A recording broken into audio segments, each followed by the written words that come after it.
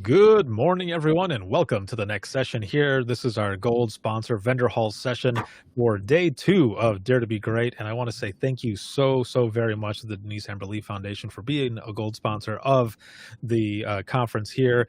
And today we have the CEO and founder of the Denise Amber Lee Foundation, and his session today, this is Nathan Lee. He'll be doing best practices of a successful QA/QI program.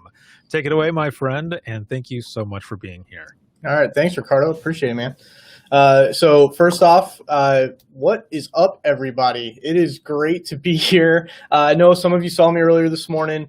I hadn't woken up yet, but I'm awake now. I've got my Starbucks. I'm on my second Starbucks drink already. It's not even, it's just about 10 o'clock. So big shout out to Ricardo, Leah, everybody that's had a part in making this conference seem super seamless. Just thank you guys so much for everything you do. So what I'm going to talk about today is, I'm not a dispatcher. Those of you that don't, I'll just do a quick introduction. My name is Nathan Lee. I'm the president and founder of Denise Amber Lee Foundation. I literally have made it my life's mission to travel around all over the country. I've been to 48 states now. If you're in Hawaii, please invite me so I can come teach there, and Alaska. Those are the 2 states I haven't been to yet. But I've traveled all over the country and made it my life's mission to do whatever I can to help you, to use the power of my wife's story in a positive way to help improve 911, to help you be your best, and just to be an advocate for what you do. So it's been an absolute roller coaster over the last 12 years since this happened back in January 2008. But it's just amazing to see how much Denise's legacy has helped, and I'm glad that we can use her story as a resource to help you guys do what you do. So, but what we're going to talk about today is we're going to get into quality assurance. Now, again, I'm not a dispatcher. I've never done quality assurance, but the reason I wanted to do this presentation is we do a full day workshop on quality assurance, and the foundation had 5 board members on the National APCO-NENA Quality Assurance Workgroup. And I've heard Cheryl Ornberg, who really was one of the main architects behind that standard. She actually built and gifted all of the forms that are used in that standard. They're all Excel forms. They're pretty much in every software now, whether through your recorder or your other QA software. And I've heard her do this presentation probably a million times, maybe not quite a million, but I've done this presentation with her multiple times. So I feel like I can talk to it, but please ask questions as we go through this. I'll try to do my best multitasking. I'm going to fail miserably at multitasking, but I'll try to keep an eye on the comments as we go. But if I can't answer the question, I'm going to make note of it and make sure that Cheryl reaches out to you and answers that question for you. So I think you all saw the poll. If you haven't already, please go on that poll and let me know. Are you doing quality assurance? And that's a pretty simple question. There's different variations to that. How in depth are you doing quality assurance? And we can't really do that in the poll, but are you QAing just call taking? Are you doing dispatching as well? Are you doing police, fire, EMS? There's a whole lot to that. A lot of folks are queuing EMD, but that's it. And so we're going to talk about all those different things and how important it is. I'm going to walk through some of the building blocks of kind of getting started, or using some of these things to measure your current quality assurance program up against. So, and again, I'm looking over at the comments. Awesome. See everybody. Well, thank you all for being on. So real quick, the Denise Amber Lee Foundation is a nonprofit. Hopefully most of you have heard of the Denise Amber Lee Foundation. We're a 501c3 nonprofit. And again, our mission statement is to support and promote public safety through uniform training, standardized protocols, defined measurable outcomes, which is really a fancy way of saying quality assurance, and then technological advances to 911. But today we're obviously going to hit on heavy QA. So are any of you psychic? Now, you don't need to put that in the comments, because if you think you are, you're not. It's not, hopefully you're not. If you are psychic, then that's pretty awesome. But most of you are not psychic. And so if the answer is no, the only mechanism for you basically to understand what is going on in your center is for you to routinely and regularly monitor calls and review calls and really listen, not just to, standing behind one of your dispatchers on the floor and, oh, you sound like you're doing a great job. Well, the problem is you're only hearing 50% of that conversation. You need to be reviewing, are they following policy and procedure? Are they being courteous? How are their CAD skills? Are they entering things appropriately and quickly into CAD and accurately into CAD? But taking that a step further, doing the dispatch side of things as well. I mean, in Denise's case, those of you that are familiar with it, in Denise's case, the real huge breakdown in that case was it wasn't dispatched.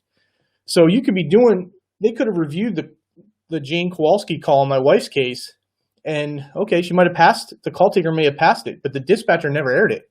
And so if you weren't doing reviews on the dispatch side, then you may have never even known that wasn't dispatched. So, but we're going to talk about that as we go through.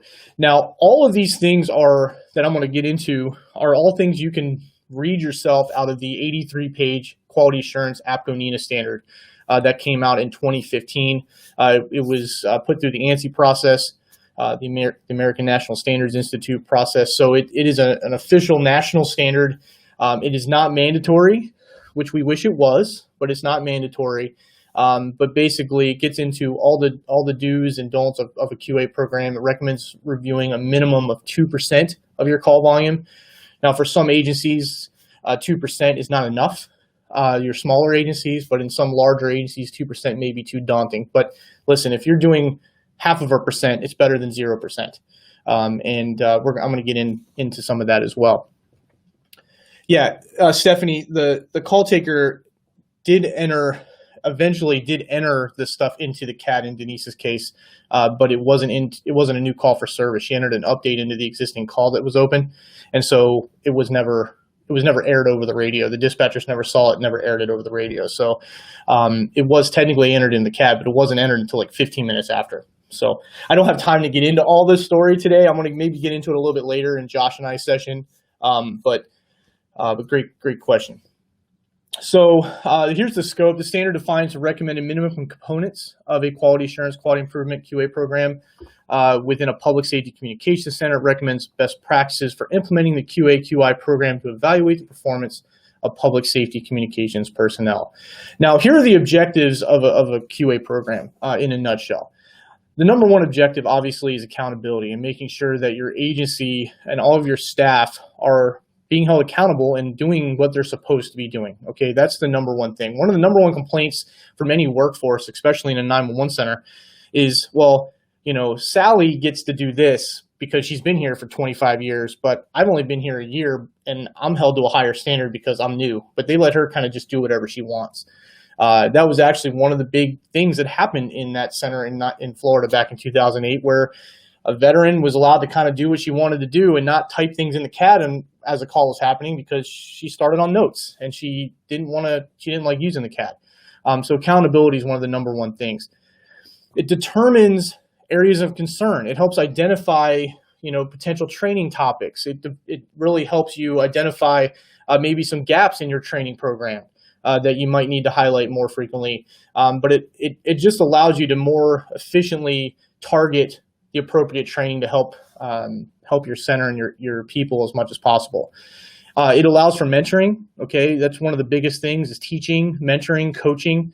It motivates improvements. Okay, and I say motivate improvements. That's the quality improvement side of this, the QI part, where you're actually trying to target things, train them, and encourage them. But in my personal opinion, my favorite objective in a QA program is recognition. Recognition, you all are not being told you're doing a good job enough. If you are being told you're doing a good job, it's still probably not enough.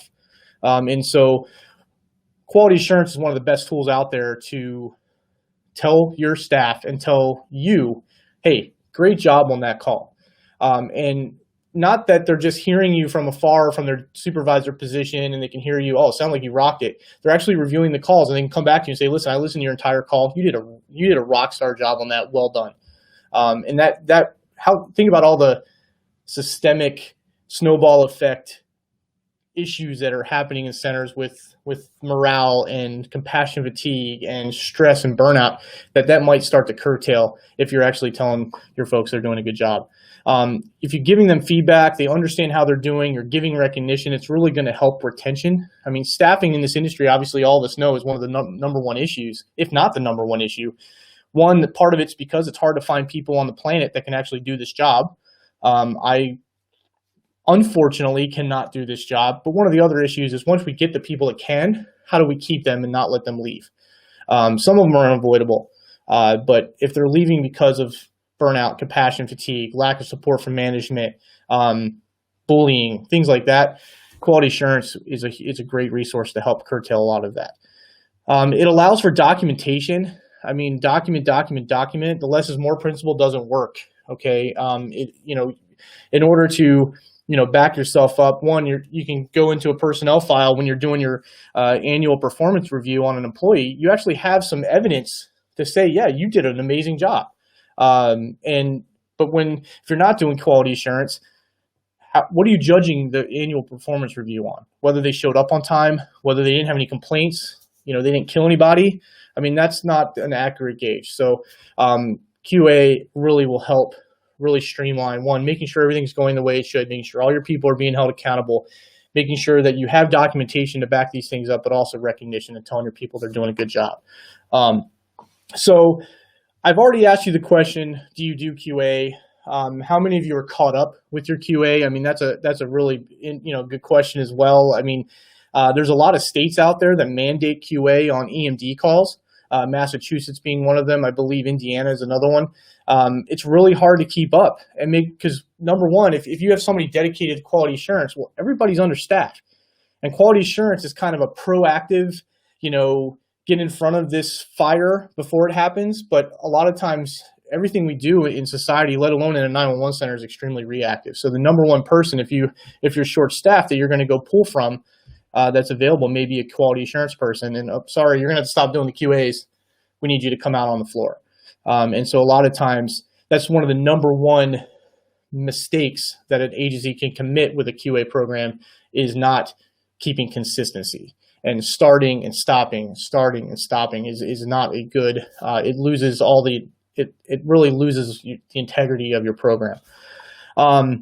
Is it protocol based? I mean, are you doing it based on your call taking protocols?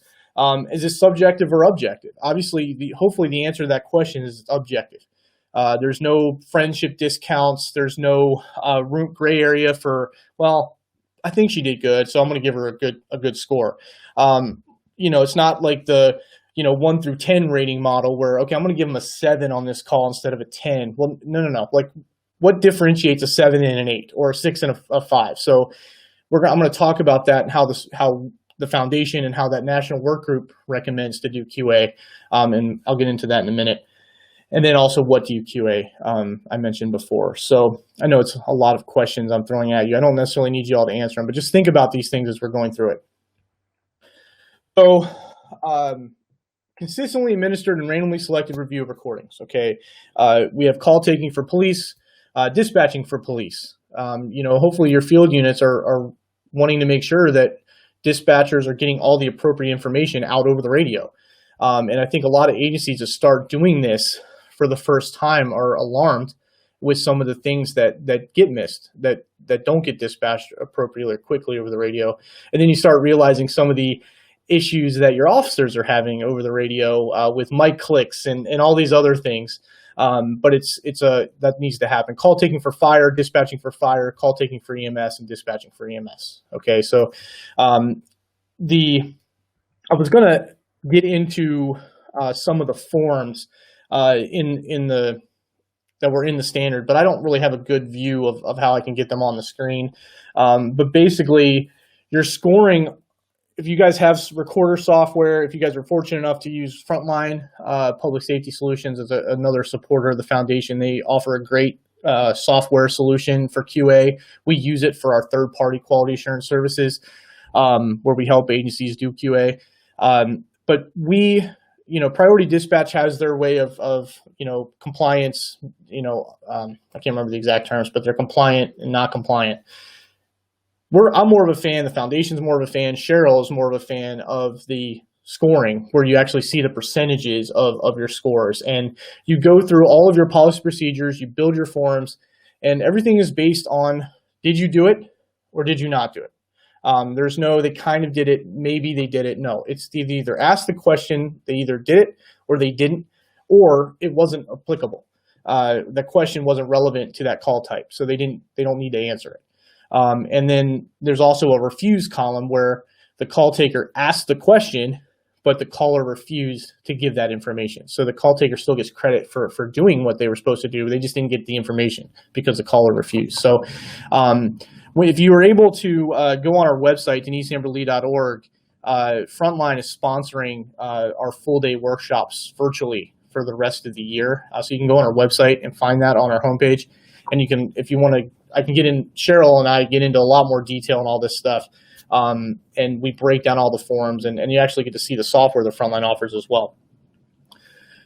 So as you're going through implementation, you can't score your dispatchers on things that they don't have policy procedure for. And you also can't expect them to do something if you've never trained them to do it that way. So it's really, really important. We find this a lot when we go into centers to help them build their QA program. We find that a lot of their policy procedures, we're blowing the dust off the cover of that procedure and policy, and we have to update it with them. We help them update it. And then at that point, there's training that needs to be done where, the staff needs to be retrained on the update in the policy. So before QA can even be done, sometimes there's a lot of behind the scenes work with policy procedure and training that needs to happen. If you fill out a form of all the things that you want your dispatchers to do and expect them to do, but you've never actually given them those expectations, you didn't train them on it, and it's not written in policy procedure, there is absolutely no credibility or integrity to your QA program. They're going to go back to you and say, listen, you didn't tell me that we needed to do this.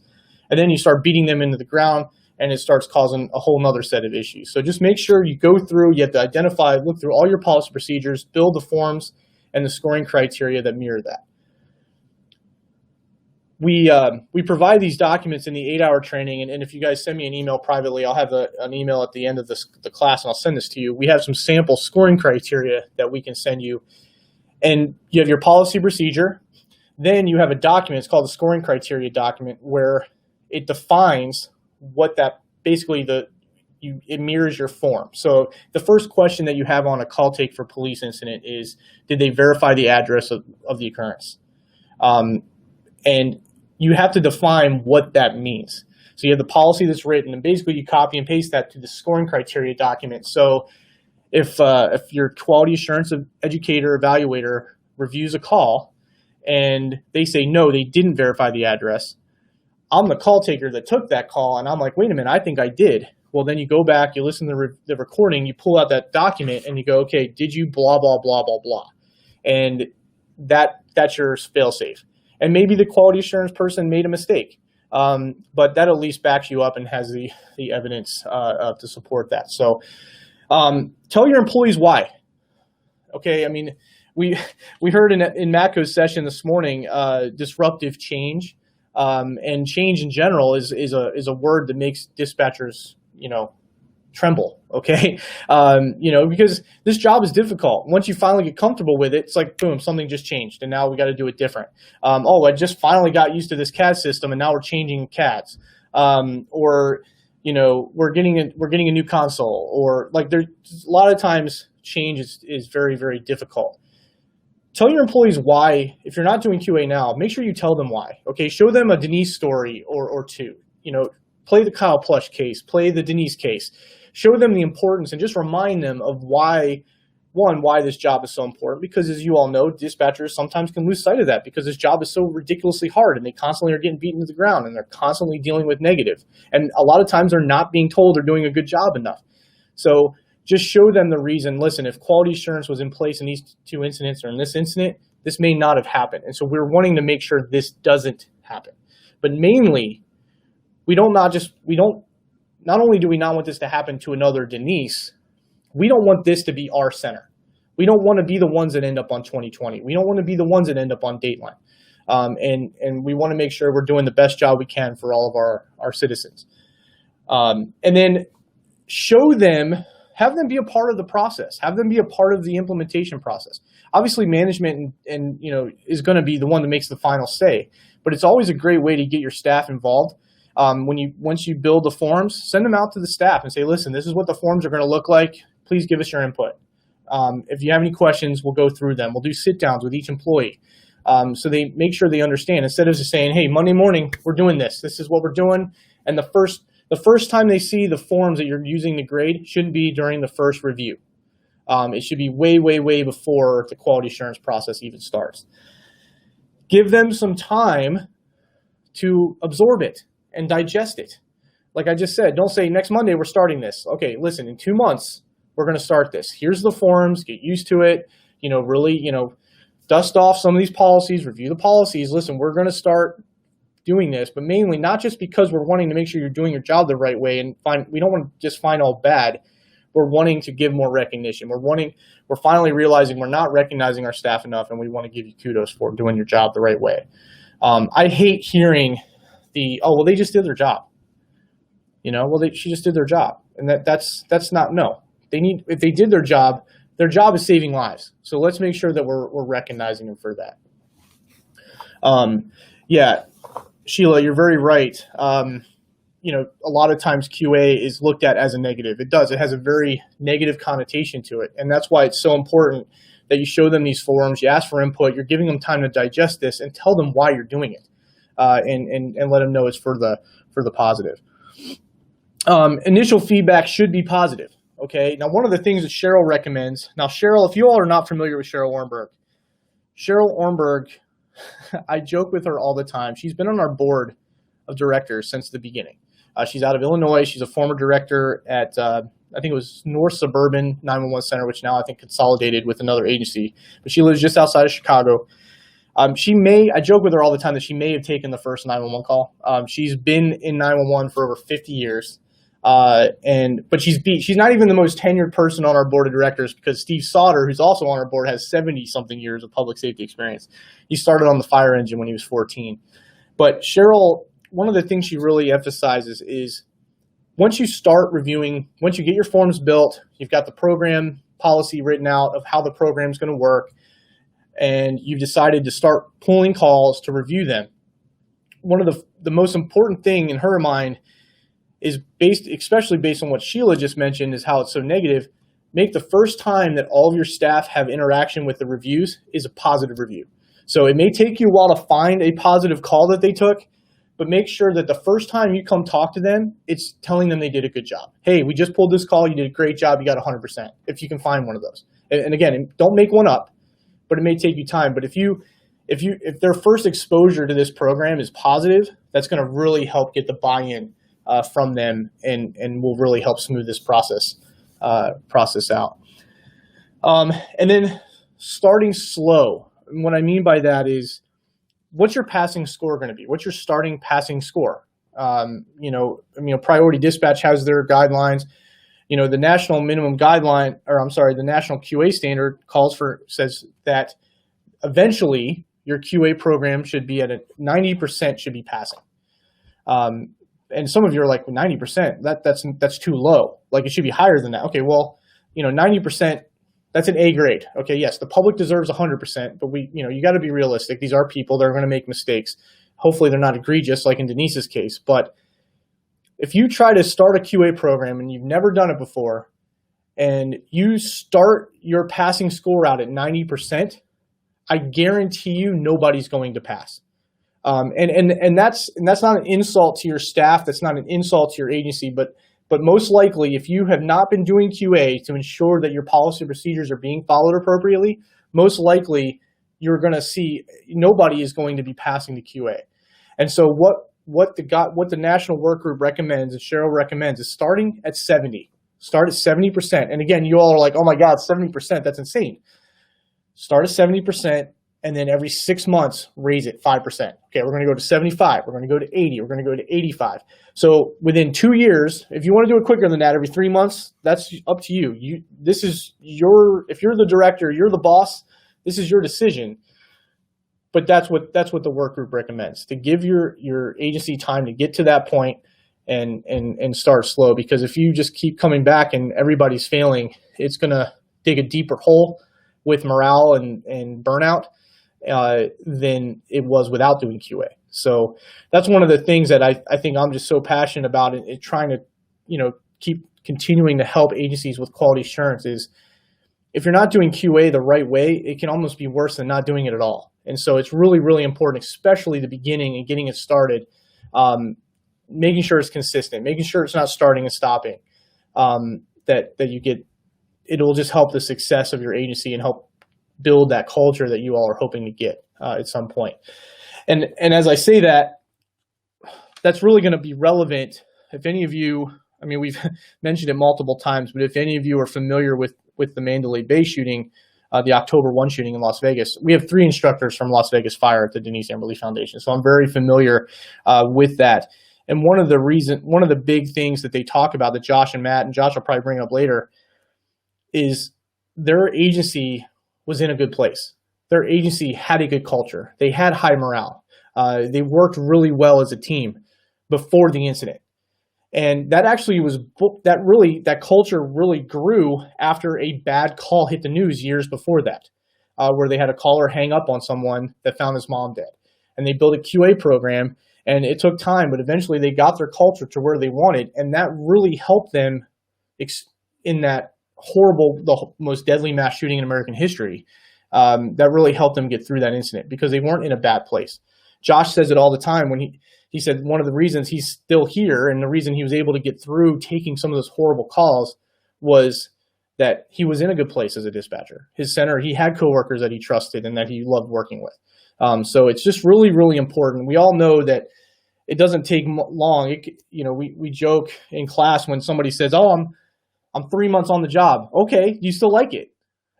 And they go, "Yeah." And people laugh because, well, it doesn't take long for this job to start eating away at you. And so just anyway, I'm just kind of beating a dead horse here, but QA really, really helps that. And that I hopefully I'm emphasizing that enough, that I'm not saying, listen, we need to write everybody up. Everybody needs to get in trouble. No, this is a process, and we just want to help the dispatchers do the best job they can. So I'm just going to pause here and just make sure that I'm not missing any questions. Remember, there is the ask a question option down at the bottom. So if you have questions, please throw them in there. Ricardo and I at the end will go through those. Again, I might know the answer because I've heard Cheryl answer a lot of questions over the years. But again, I'm going to give her email address out at the end of class, so you can email her directly if you have questions. Yeah, it looks like everybody. Okay. Yes, Stephanie, Cheryl is amazing. She is awesome. And Melissa, yeah, explaining the why is essential for success. Okay, it is. Telling them why they're doing that. And it seems like a very simple thing. Well, because we need to make sure you're doing your job the right way. No, we do want to make sure that we want to make sure that the citizens are getting the best services they deserve. And we have that responsibility as dispatch. I'm saying we, like I'm a dispatcher, but you have that responsibility as a dispatcher, as a dispatch agency, to do that. So, quality assurance categories. The forms in the national standard are broken down into these different categories. And again, if you acquire this document, if you want it, I'll send it to you. These forms that are in there, and all the forms that are in your recorder software, your frontline software, are all customizable. Okay, that's the most important thing. One of the most frustrating things and surprising things that I learned as I started traveling the country, learning about 911, was how different it is everywhere.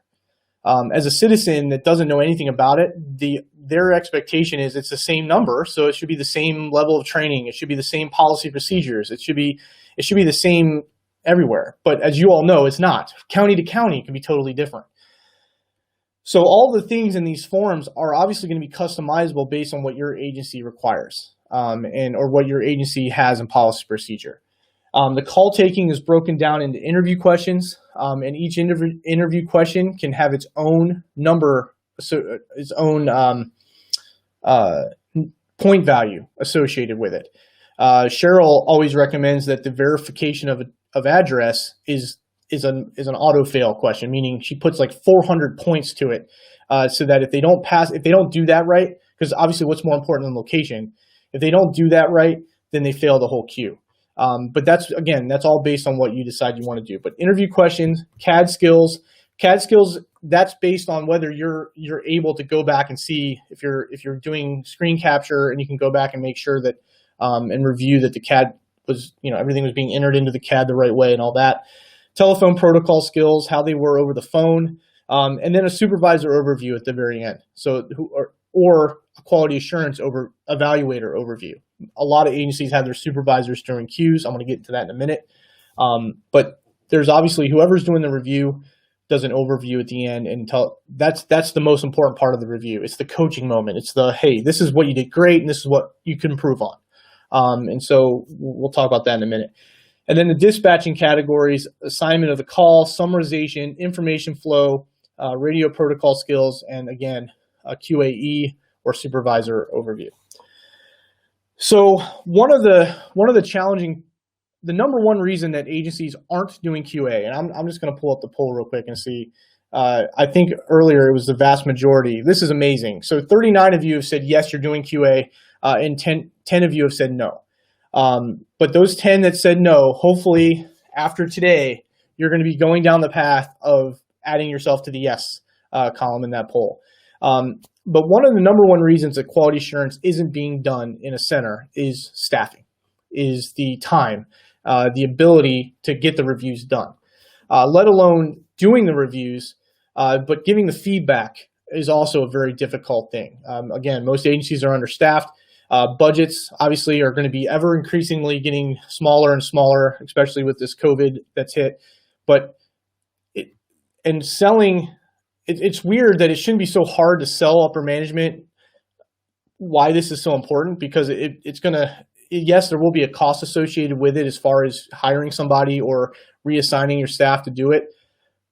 But think about the potential civil lawsuit money that's being avoided if you are being proactive and trying to find some of these risky habits and behaviors before they cause something like what happened to Denise.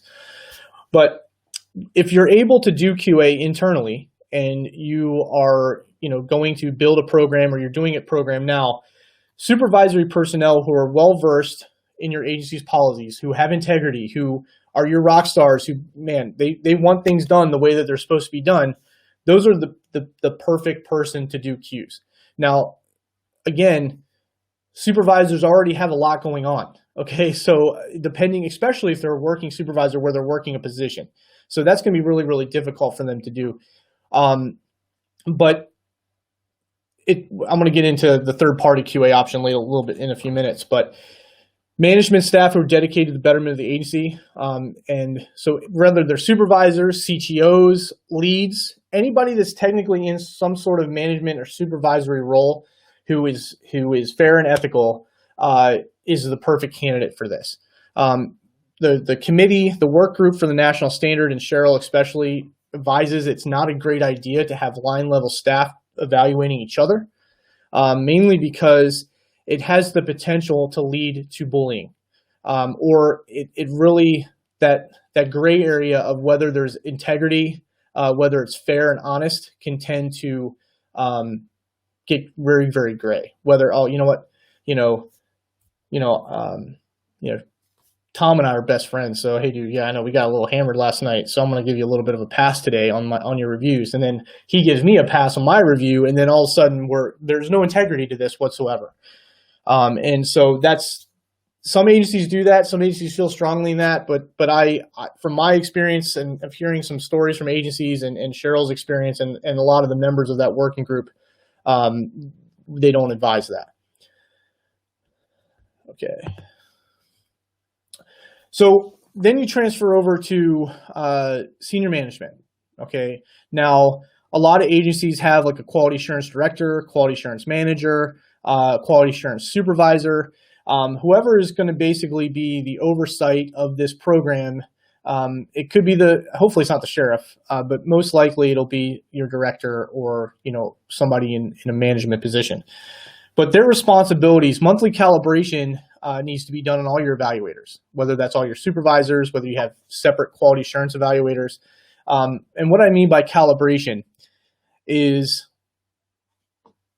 you want to make sure all of your evaluators are reviewing calls the same, meaning they're interpreting your scoring criteria, your policy and procedures the same way, making sure that they're not, they're not giving friendship discounts. They're doing things fair and honest, but also making sure they have the full understanding of certain things and making sure that they're being graded the right way. And so what senior management should do is every month pick 1 to 2 calls, separately have all of the Qs review the same call, not together, but individually have them review them so they don't see, they're not looking or listening or watching anybody else do it, and then or having ability to discuss it. And then that person goes through and makes sure that everybody's consistent. And if there's any outliers, going to that person and trying to understand why they were not consistent or why they reviewed it the way that they did. Okay, that's very, very important. When we do third-party QA, we have our lead does that for all of our Qs on a monthly basis. We also have a calibration period during implementation where our Qs that are doing the QA for that specific agency, they need to get calibrated to that agency's policy procedures because they're Qs in their own center. They're doing this as a contractor for us, but so the agency that they're reviewing may be a lot different than what their own agency is. We need to make sure they're not reviewing like they do at their agency. They're doing it based on the policy procedures of that specific client that we're working with. So I'll get a little bit more into that. Random checks of the individual evaluators' reviews, like pulling a review, making sure the comments are legitimate. They're not just putting great job. They're not just putting, hey, you need to do better. Like they're looking at all the comments, making sure the comments are thorough, which again, evaluators really struggle with that. After you review 100 calls, it's like, man, how many times can I say you did a great job? Like, okay, but that's part of it. You want to make sure that there's integrity to it and that the people are actually getting some training value from the review itself. They also need to look at the reports. I'm going to talk about reporting in a little bit, but identifying issues that training can now target. So you can send it to your training team and have them look when they're looking at the Denise Amber Lee Foundation website or Tony Harrison's Public Safety Group website, Nina Apko's website for training. They can actually find some things that are targeted specifically some of the challenges that their agency is facing. And that just brings more value. Your training budgets are minimal. They're very limited. Make sure you're spending that money as effectively and efficiently as possible. And then senior management also needs to perform their own reviews for unusual or critical incidents. You don't officer involved shootings. A lot of times, CPR calls, active shooters, kidnappings, things like that. That's based on what you define in your program's policy of what you want to do, what call types you want management to review. But that's something that's really important that you don't necessarily want one of your QAEs or your supervisors reviewing that. That needs to be something that you review up at the top. So as I kind of wind this down, is it worth it? One of the, going back to senior management, getting buy-in, getting your sheriff to agree, getting your chief to agree to that this is important and that's financially available. This is a picture out of DuPage County Communications, DuCom in Illinois. A good friend of mine, Brian Tetmeyer, had me come train there almost 11 years ago. And I'm ready to come back, Brian, if you're watching. It's actually where I met Matt Grogan, who teaches for the foundation. That's where I met him for the first time. He used to be a dispatcher there before he moved to Vegas. And this was one of the coolest things I've ever seen. This was a wall of life. And a lot of these, you see the storks on the pictures. The storks are babies being born, okay? And what they did is every time a baby was born, they put a plaque up on the wall with the name of the baby and the call taker who took the call and the date that it was taken. This was in their squad room. There's also a handprint. There's any save, anytime they went in and found, did a quality assurance review and a life was saved, they get put up on this wall. And that's in their squad room. So every day before shift briefing, that's there. They walk by it every single day. Dispatchers are never going to work and not seeing this wall. And it's just that reminder of why it's so important and why they do what they do. Cheryl took it a step further in her center, and she actually put the scores, like certain scores. She didn't put all the scores, but she would kind of make a little friendly competition in her agency, and she would put the 100% on a board every month. And she would go out on the floor publicly recognizing people that got 100% and exceeded expectations, that did a great job. And that goes a long way. And that's really what not only the program should be geared towards and trying to, add that positive reinforcement, but it's really what your staff should be exposed to early on so that they get the buy-in as well. So,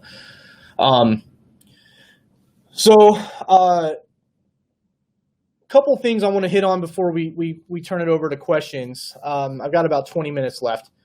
The Denise Amber Lee Foundation, we're a gold sponsor. We were honored to sponsor this. Obviously, we can't, again, I just can't give Ricardo enough credit, and he hates the credit. He doesn't like it when we keep bringing him up. He's not doing it for him, which just makes us love him even more. But I can't, we're really honored to be a part of this. And the foundation has other programs. We're a nonprofit. We provide training. We have a whole lot of different training topics and different training courses. We were honored, blessed, very fortunate to have been able to bring on Sheila Hanna, who worked for APCO for many, many years. And she is now our project manager who handles a lot of different things. Sheila, you're watching, I think, and we can't really place like what exactly you do because you do all of it. But Sheila has been building some new courses and does some awesome stuff. But one of the other things that we do and Cheryl Ornberg is our director of our QA program, where we help agencies build their QA.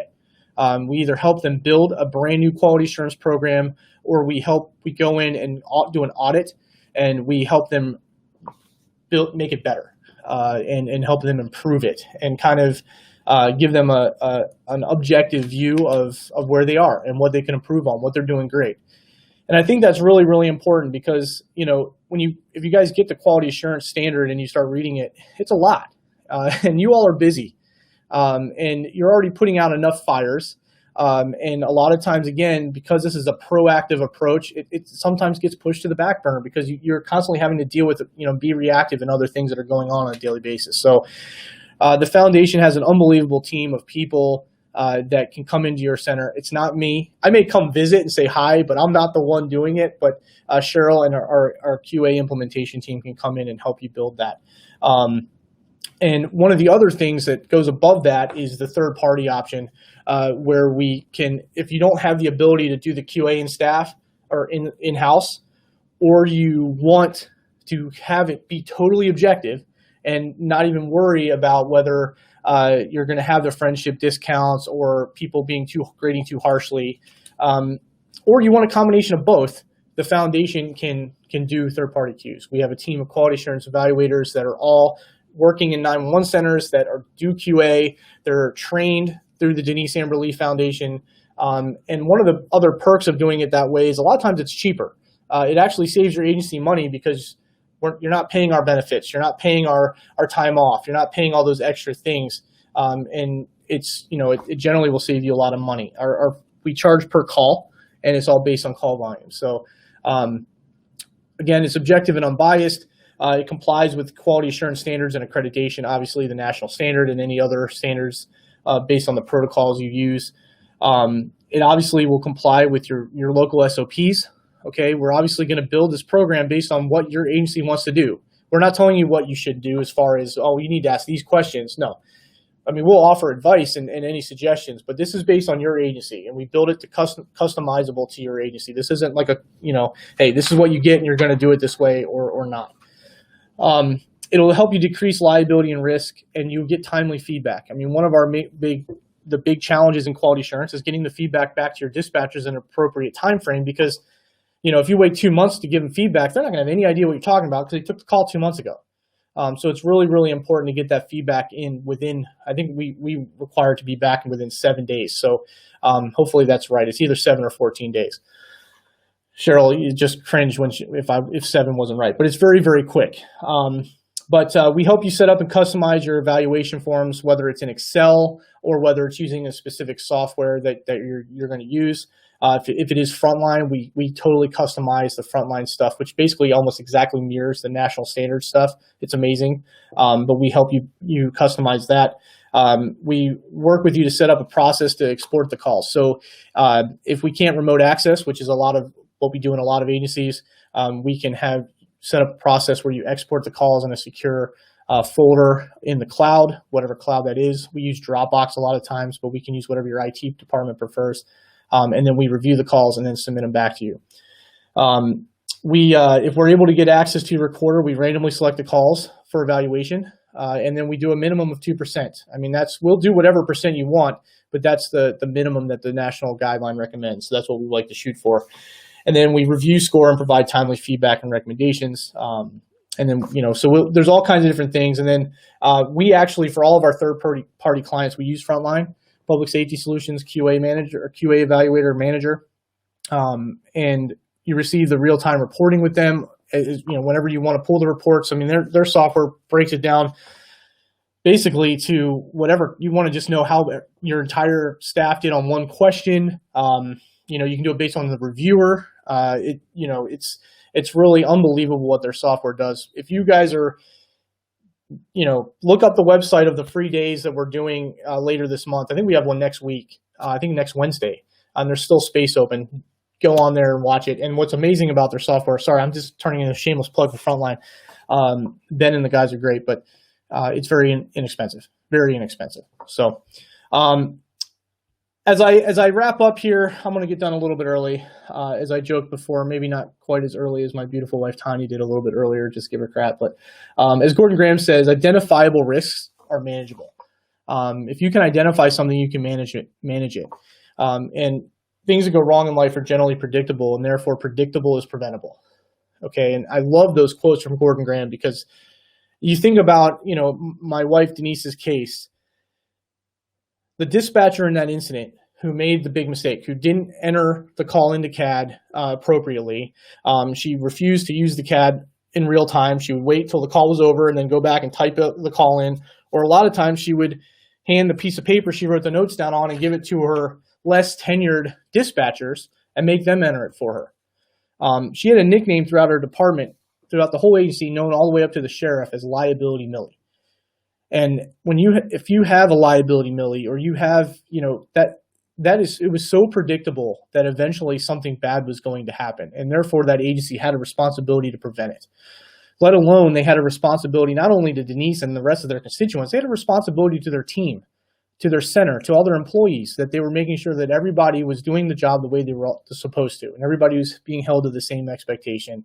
And those dispatchers that were starting to get burnt out, that finally decided that they were going to teach that call taker lesson, which is what happened. They decided, no, we're not. She stood up and shouted this information out. It ended up being Denise the caller was calling about. And they said, no, put in a call first and then we'll dispatch it. And they decided, you know what, nobody else is holding her accountable. We're going to do it because we're sick and tired of it. And that's why I'm here. And so I can't emphasize enough how important this is. And even if you have QA, man, challenge it. Okay, make sure, review more calls if you can. Cheryl is always available over the phone. We set up calls all the time. Just, agencies call us and want to ask questions. We don't charge for that.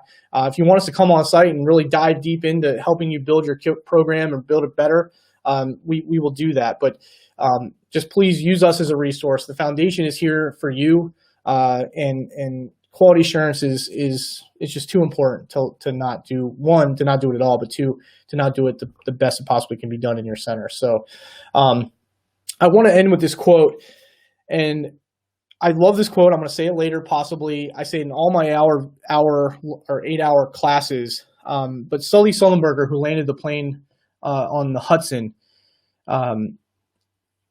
just listening to reading his book was so inspirational. But one of the lines in the book, I swear it was 911. And I'm like, man, he's talking about 911. But he's like, I flew thousands of flights in the last 42 years, but my entire career is now being judged by how I performed on one of them. It's always been a reminder to me that we have to try to do the right thing every time to perform at our best, because we never know which moment in our lives that we're going to be judged on. And that's, man, that's your job. And so again, just thank you so much for everything you guys do, and never think that it's good enough. Never think that you're good enough. Never think that your agency is good enough. Always just be striving to be better. I feel like I'm talking to my 14-year-old son, Noah. Denise and I, boys, Noah and Adam, Noah just turned 14 in January and Adam's 13, which is a great time. It's a lot of fun having two teenage boys. But I was just talking. Noah's a huge football player, and he's playing football in high school now. And we were watching a football game on Sunday, and I'm like, Noah, you need to watch this. You need to go on YouTube and watch this guy's tape and watch him how he tackles. And he's like, I'm good. I'm fine. I don't need to work on tackling. And I'm like, what do you mean you don't have to work on tackling? One, you're 14. You're a freshman on JV. Yes, you need to work on tackling, but don't ever think that it's good enough. Don't ever think that you're good enough. Don't, especially in a job like this where, lives are in your hands on a daily basis, or maybe not quite that often, but with all the crazy, stupid calls you guys take, but you all know what I mean. So, but thank you guys so much. I'm sorry, Tanya, I threw you under the bus a little bit. I'm sorry. I little kudos again. I've been doing this for 12 years, and Tanya is kind of an introvert, and she doesn't do public speaking. And I just can't believe how amazing she is. And she gets so nervous and thinks she does horrible every time. So you all can't tell her she's awesome enough because she won't believe it. But I'm going to give her a quick shout out because I think you're amazing.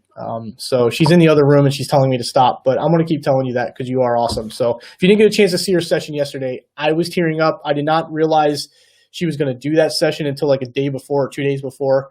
But it really shows the ripple effects of what you do and how, even though I'm 12 years into this, losing Denise still impacts us every single day, and everything you guys do impacts lives every single day. So just don't forget that. So I will. So I'm going to pull up the poll here, and Ricardo, I don't know if there's any questions. I got to get my mouse back on the right screen. So it looks like the final tally on the poll was we had, let's see, 54 votes, 79% said they were doing QA, and 11 or 20% said they were not. So one, I think that's phenomenal. So awesome. Kudos to all of you that are doing QA. And then, those of you that aren't, hey, now hopefully you've got a couple of the building blocks to go back and implement it. And if you need more information on how to do it, please email me and I'll send you that. Sorry, Ricardo, I forgot to go to the last slide. That was your cue, and I was one away. Sorry. Good, man. I didn't think you were getting to that part, but I could tell that you were. I was kind of going off a couple little random tributary, tangents here. Yeah. Okay, Tanya, stop commenting on there. It is all good. Yeah. No. Yeah. So you got the poll up here. It doesn't look like there were any direct questions or anything, but there were a lot of comments and everything going back and forth. And I mean, you could see those as well. So that was good. Yeah. But I really couldn't, because I couldn't focus on those. I had to keep my ADD got too distracted. So, but I'm going to go back and look afterwards and kind of look through all the comments.